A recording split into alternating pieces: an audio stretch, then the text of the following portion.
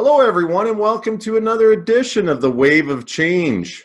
Man, I'm just excited again. I have another great guest, Sally Eaves, the one, the only, the powerhouse woman of tech. How are you, Sally? I'm feeling good. Thank you very much. Awesome to speak to you. And happy Friday, everybody. Happy Friday. Yes, it's really great to finally get together face to face and talk Absolutely. online. We've been interacting back and forth, and you're just learning so much from you. You got so much great content out there, so it's fantastic to get on the line and chat here. Um, Thank you. so, like with other guests, let's kick her off. First, Sally is a powerhouse. You will find her online. It's easy to find on LinkedIn, on Twitter.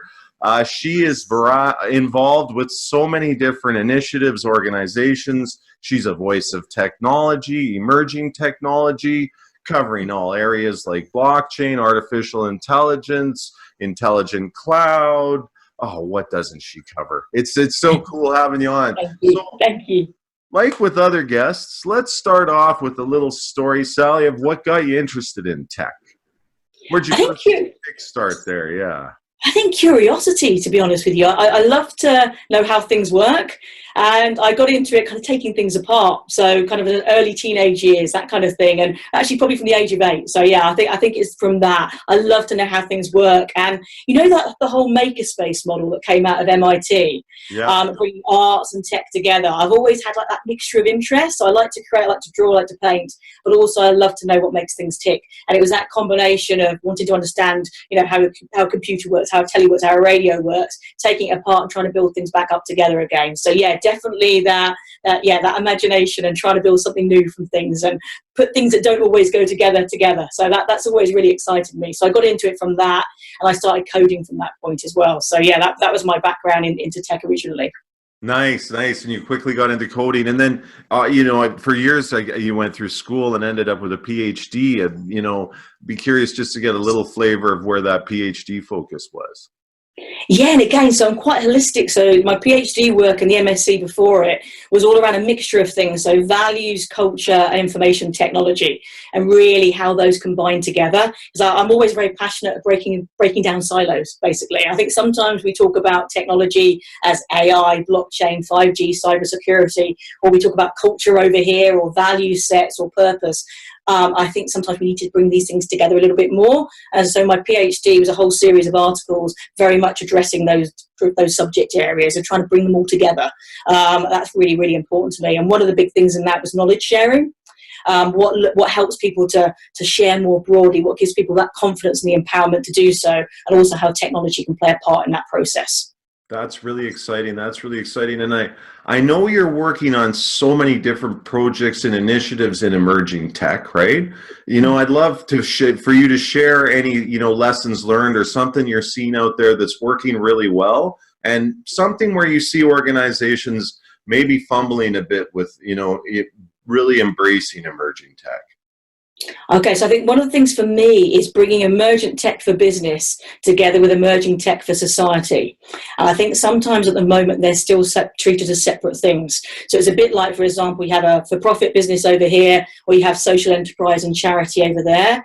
For me, it's bringing that business model together and showing how you can create shared value and doing things well, doing things good for business, using emergent technology to transform that organization, the ripple effect that we can create for society. We can bring these things together. And I don't think those conversations are necessarily integrated enough. So that's something I advocate strongly. I'm hugely active in and I'm incredibly passionate about, to be honest with you. So again, it's that integration point I think is absolutely key. And I think the other thing, when any organization is looking to do a digital transformation, we have to look at the people behind that. So many things are not the technology, it's actually the cultural factors, getting that buy-in from everybody in the organization, and also making sure you've got the right skill sets there, not just now, but into the future, to be able to develop and grow alongside you. So I think that's massively important. Perfect. So, and I've seen this too in kind of my discussions around emerging tech and how to make it more successful. And clearly, I think you got to break down silos. You got to break down that miscommunication between departments. There's been interdepartmental development of applications and some links between them, but it seems to be some barriers there, right? And you make Absolutely. some really great points to even extend that further beyond just those individuals interacting together, but even at the social level, right? And bringing it Absolutely. outside the organization. Definitely. Fantastic point, right? There's so much data and information you can collect and be effective with that, and so many variables you can do there. What I'd be curious about though is, in organizations that are succeeding with that mindset, what are they doing differently? Listening, most importantly. So it comes down, a lot of these things come down to the human skills, Hmm. making sure you've got representation at all levels of the organization, and acting on things. So not just listening but then doing with it is absolutely critical. And I also think, going back to the point you just mentioned about data, you were saying there about the masses of data out there. I don't think we've ever had a time where we've had such volume, such velocity. I mean, it's a huge thing, and with 5G coming into play, particularly this year, that's just going to get bigger and bigger, a massive catalyst for that to grow. So what do we do with that data? How can we filter it? How can we work through that noise and actually find the data insights that matter to us? That is a massive part of this, I believe very, very strongly. And also what we do with the data that we archive. At the moment, about 90% of data we archive, and you think about the volumes involved in that as we are now, let alone where we're going to be in 12 months' time, look at the statistics. So much of that can be repurposed and reused if we do it the right way. So again, for me, that's another thing that I get involved in, about how we can use that as a training set and how we can use that as part of the developmental planning. So I think those are a couple of points there for sure. Interesting, interesting. And you touch a lot of different interesting areas and industries, right? You touch from fintech to manufacturing, to really education, right? Yes. And we'll certainly get into education, but because you've got a real good insight there, and there's a big area to talk to on skill set. But before we get into that, where do you see, from like when you're looking at those different industries, where are you seeing some pretty rapid advancement in technology, and what kind of things that are you seeing that are really truly eradicating and changing things, automation, with some drastic improvements? Yeah, definitely AI and automation would probably be the key ones that are coming into play there. But also just to think about things that we don't talk about maybe as much, Hmm.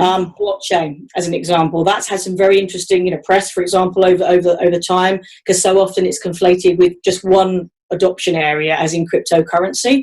But blockchain and supply chain, I've been involved in a number of projects there, with lots of real world benefit. Blockchain and supply chain go together hand in hand, in terms of building that transparency. And again, a great example where you can transform a business and particularly integrate it with other forms of technology like RFID and things like that, but also do things that benefit other stakeholders as well. For example, projects I've been involved in have been really good around ethical trade. So some things in the fashion industry, for example, major player in the fashion industry, but has always had issues around, for example, things like child labour and Yeah. where is that product being sourced from? Is it really fair trade? How can we track it all the way through that development cycle? And some really exciting things there. So I was at an event called NF, one of these things with lots of abbreviations. I was going to say NRF, but it's a big Yeah. retail federation event. I was nearly slipped into the jargon there. It was in New York just after Christmas. Fantastic event. I've never been to this one before, so it's very retail focused.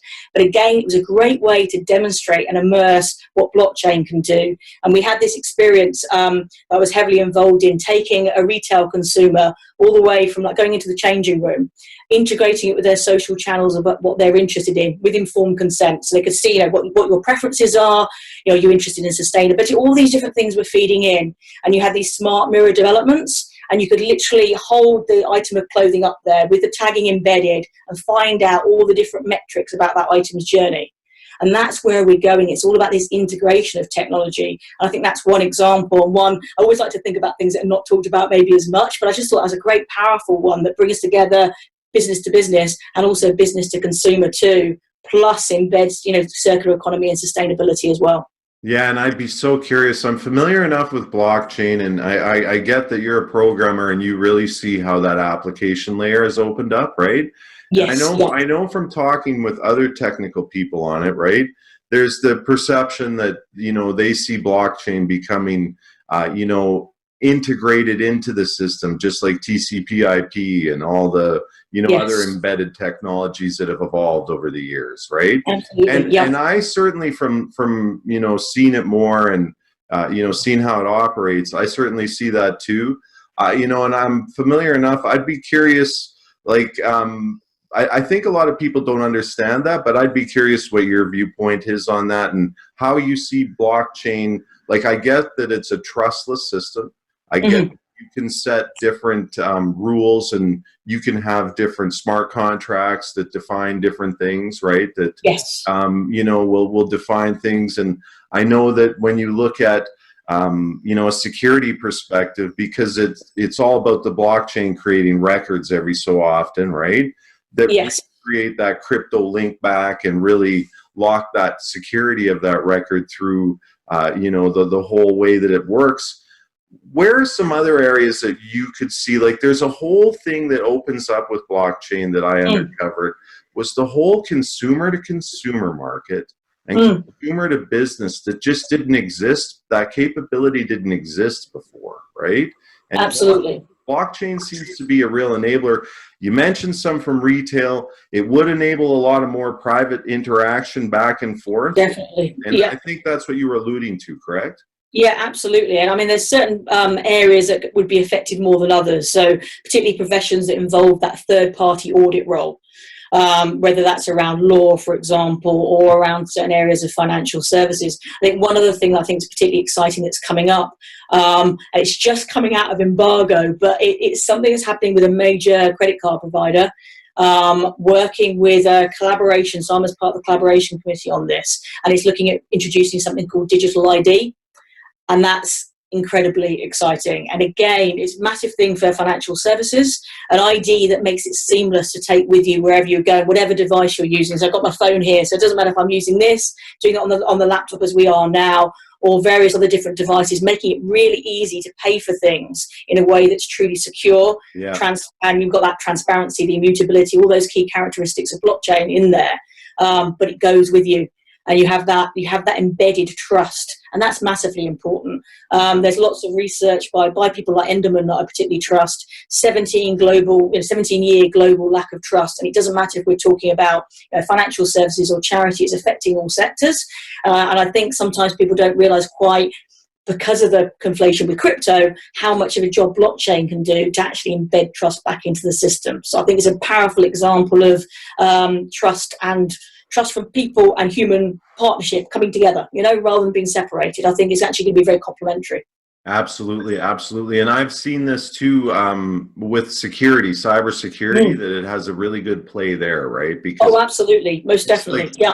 you separate the lock and key. So where we're all traditional in and build security out, the whole Yes. system itself is you really trustless and trust on that system, right? Absolutely. It's as mutable as we can get. There's things around quantum that will come up, and I'm involved in a project on that as we speak, actually, which is really interesting. But I just contributed an article for the book, and I was talking about that very, very thing. And for me, I'm actually quite excited by quantum. A lot of people are, concerned about it, and will this be the thing that will break blockchain just as it's becoming more mainstream? For me, I see it a different way around. I think it's actually encouraging more security. It's helping us to think harder about what we're doing and where we're going. So I actually think it's improving things rather than the other way around. Yeah, I'd be curious about that. So you see both quantum coming in, obviously offering a whole whack more Yes, processing absolutely. power, right? Yeah, incredible. Because you're talking continuous with repetitive decisions happening simultaneously.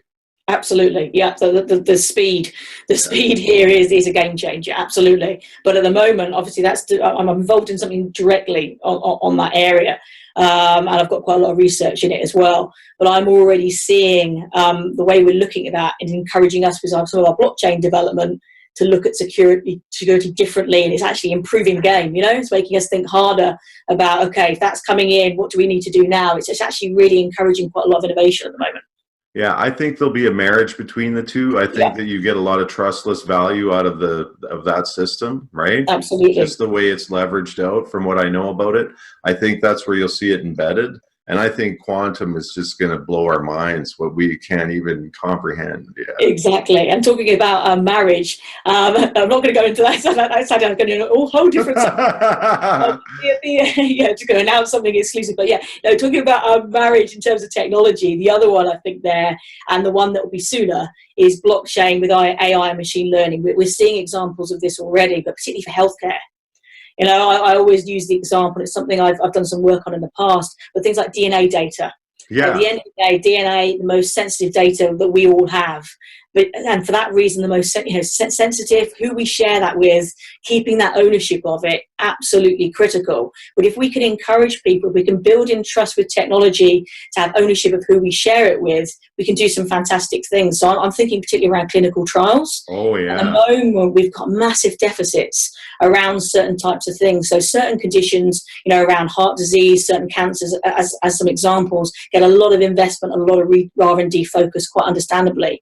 But there's still plenty of other conditions that, you know, they don't have that investment in there, or there's not enough data to actually do, you know, population studies and really delve into the data.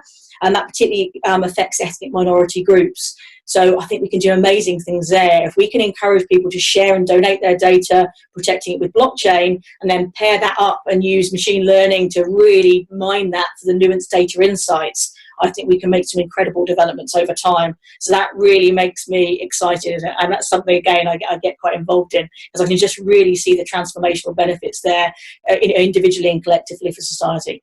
Nice. That's so exciting. And I certainly would love to get your total perspective on that. We could talk hours for that. Really. Yeah. Absolutely. Nice. But the emerging technology is, you know, we're talking future of work, future of education, future of society. That's where we're going, and it's the integration of how these things all work together. You know, I talk a lot about tech for good, and as you know, massive heart subject for me this week. And not just talking about it, but, you know, really actioning things in that area. And we're already seeing, you know, people walking away from products and services or brands where we don't have that values alignment. I think it's absolutely critical. And Generation Z have been really, you know, active in that, but is going beyond that now. I think we're only we're coming to a tipping point, I would say, by the end of this year, where this is becoming even more important. And so this whole thing about future of work, education and society, it's never been closer. I think that's never mattered more. So, you know, tech is a duality at the end of the day, like many things. It comes down to purpose. It's how we apply it. It's what we put that purpose to. And you know, I'm a very positive person, but I also like to base things on evidence. So which is why I still do a lot of research and things like that. So I like to be able to talk about things to people with that real evidence base, and, you know, applying technology from my CTO roles in the past, and try and bring these different things together and hopefully help people to think more positively, but with confidence, because they can see the potential, you know. And for example, if a certain role is going to be more impacted by the advent of AI, then we can prepare ahead and upskill in advance of that, so we've got that preparedness to be able to react to it now rather than be fearful about it. We can be empowered, you know, to learn for life. I think that sentence, learning for life, actually I don't think has ever been more relevant than it is in 2020, and will even be even more so. Absolutely. Those are so many great points. And, you know, before we get into the whole education perspective, I'd be really curious too, because you touched on this on a few points, right? Is, you know, to really enable, you know, third world people that haven't been able to have an identity. Identity is huge. I get identity. I think that's going to be the next big thing. Absolutely. I think that we're going to, you know, we're in a social era, and that's going to become an identity era. That's another bigger conversation, right? Absolutely. But one thing I'd be curious is, how, what do you do to ensure, you know, that you're dealing with things like inclusion and bias, right? How do you know, what are you doing with what your practice is and your voice out there? And what are some things organizations can do to ensure that they're building the most ethical things they can? I think that you do touch on some things that organizations are really becoming more and more to task on this, where customer money will go elsewhere. Yes, absolutely. Yeah. People are making their voices heard by their behaviours. We're seeing massive behaviour change. We're seeing language change around these sorts of things as well. But for me, when we talk about inclusion and diversity, it has to be for everyone. So I think of that in its broader sense. I've just written something actually about belonging. And for me, that's the tenet that brings inclusion and diversity. Again, when we feel that we belong, we have that alignment between values and culture and action, and we feel empowered that our voice is heard, can be heard, is heard, and we can do things and act it from that point. So for me, that's massively important. I think when we're talking about developing countries, I've been very active in building partnerships between different organisations to help make things happen. And quite often in developing countries, it's infrastructure. I think sometimes that's the part of technology we don't talk about as much. We often talk about the newest thing, but we need to make sure that foundation is correct. So 5G, amazing, but in certain parts of the world, we need to make sure we've got reliable data access, reliable mobile signal. So we need to get those things ready in order to be able to benefit from the new developments. And the other thing I'm very active in there is repurposing of older technology as well. That can do amazing things. So there's one project, forgive me because I'm going to dip into education here, I can't help myself. That's what we're going there anyway, so like let's roll right on. Yeah. But there's a project I was involved in with India, and it was repurposing older phones, so basically non-smartphones, and using cloud technology. And there was a problem in families that basically was going from generation to generation around illiteracy. It was a difficult cycle to break, and it's one of those things that can be quite difficult to address and talk about. And using this as a medium and not having to rely on some of the signal issues and things like that, we were able to help mum and dad read to their kids for the first time with that old phone being the medium in between that was effectively translating it. And it was awesome. Seriously, it was absolutely amazing. So we did that with 500 families. We're scaling that out. And that's just one example of what we can do. And that was around, just getting the right people together to get that donation there and to help scale it. Scale was massive with these things, but it was incredibly rewarding. I think sometimes that, a bit like I was saying with data archiving, there can be all these things that are low-hanging fruit to a certain extent of what we can do stuff with. Let's not get rid of it. Let's be pragmatic. Let's see what we can do and bring the right people together to do something productive with it. Absolutely. So let's get into it. Let's get into it. So education, and I know you're quite passionate. You got a lot of great exposure, experience, doing some amazing things out there. I think I see this from what I've learned with with artificial intelligence, emerging tech, all these different points, right? There's a lot to keep up on, and it rapidly changes. We don't even know 3 years out what it's completely going to look like, right? In 5 years, even bigger change. So what are some things you're doing and some advice for listeners out there of, what can you do to embrace that, or, and even on a bigger level, what are things you can do going forward that maybe, aren't the traditional way of training? Yeah, absolutely. And I'm all for that as well. I'm very passionate about there's more than one route to be able to achieve something and to develop skill sets. And I'm very, very a big proponent of that. So, yeah, I couldn't agree more strongly on that one. So for me, I think just organisations need to be ambidextrous. Never more so at the moment. We need to be able to adapt. And as individuals, whether we're working, as an independent, bearing in mind the growth of the gig economy, whether we're a student now, whether we're thinking we might be more affected by the transition of technology, it doesn't really matter what role you're in or what position you're in now, is having that confidence to be agile and kind of developing our thinking a little bit to know and accept that things are going to change very quickly. And so rather than being fearful and resisting that, because I think everybody's got, there's always a human resistance to change in many senses, it's starting to be more comfortable with the fact that we don't know exactly what's going to happen in X, Y, and Z, but we know what it might be like. And how can we have the right skill sets, that depth and breadth of skills to be able to cope whichever way it goes? Let's place ourselves in the best possible position. So I'm very much about holistic learning and having that confidence, having our own kind of personal toolbox, so to speak, that we can dip into these different areas and keep learning, unlearning as well, massively important, I think. And do things that appeal to our different ways of learning. Because we're all different. Some of us like to read a lovely long paper and really go into that detail. Some of us like nuggets that we can get from Twitter sharing, for example. Some of us are very tactile and we like to really get that kinetic energy and react to people and have that conversation and learn in that way.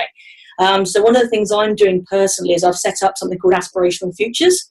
And so I'll make a public reveal on this, but we're doing 5,000 hubs over the next 3 years. So I've not shared that like this beforehand. Wow. Well, thanks So for sharing that. It's exciting. it's a big heart project. This is that. So I've done a few of these already, but it's not something I've put out there too much because it's been a massive passion thing. And also, I wanted to learn with the process to see what works. How do you really create space where people can share? Going back to knowledge sharing again, how can you get these different zones of activity where people can learn things around technology, but equally learn things around arts and creativity and more holistic skills around empathy and emotional intelligence? I've done a lot of work over the last 5 years.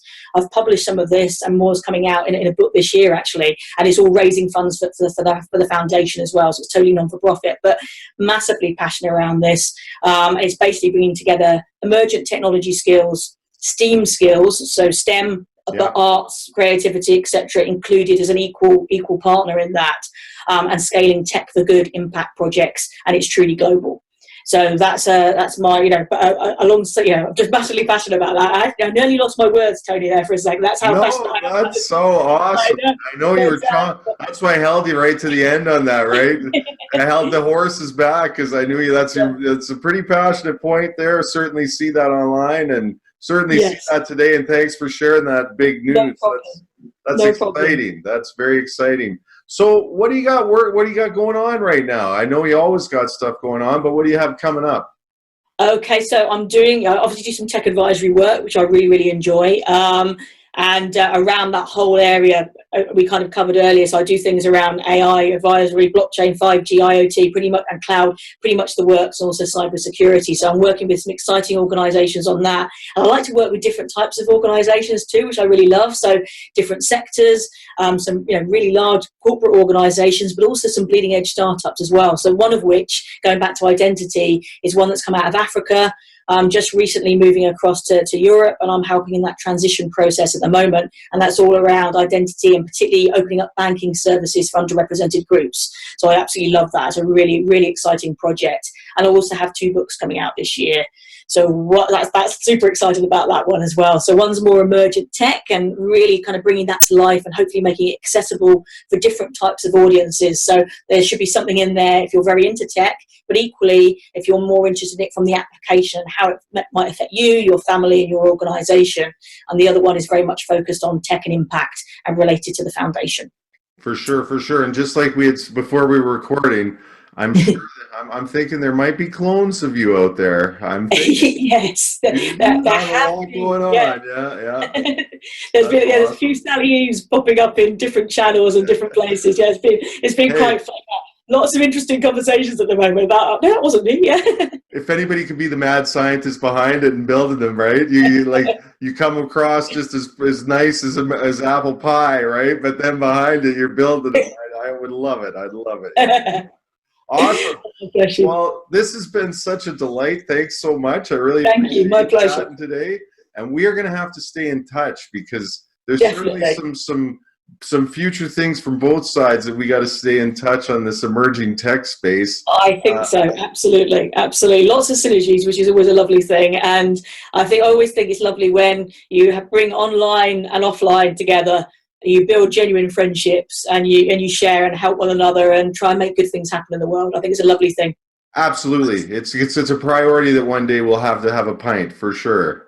Absolutely. And it'll be a big buy round because I've heard about your wallet, Tony.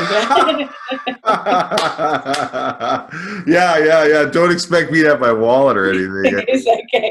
Yeah, thanks, Neil. Yeah, thanks, Neil. Yeah.